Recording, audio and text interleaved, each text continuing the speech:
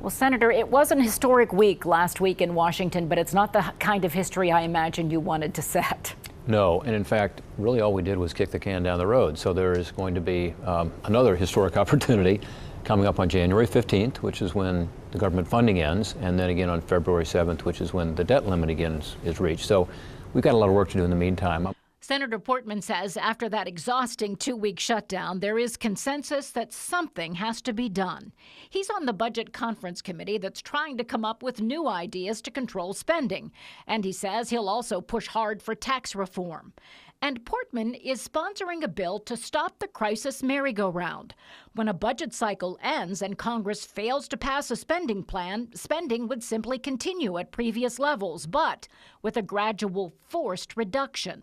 And that avoids the crisis. In other words, you aren't managing by budget crisis. You don't have government shutdowns.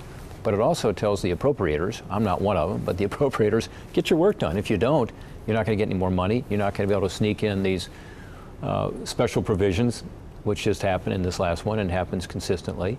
Is going to be the same spending from last year with no changes, and you're going to have less spending over time. That, I think, would get their attention. Portman says the White House and Congress can no longer ignore the staggering $17 trillion debt or the latest dismal jobs report.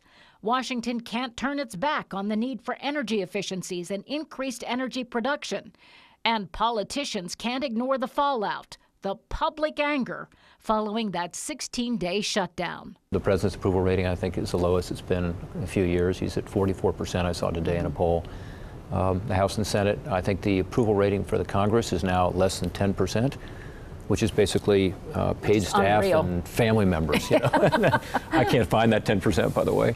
Having just spent the last couple of days traveling around Ohio. But look, I mean, everybody is unhappy with the way things are going in D.C., and I don't blame them. I'm unhappy too. I'm frustrated because we're not getting things done, and it's not as if we don't have big problems.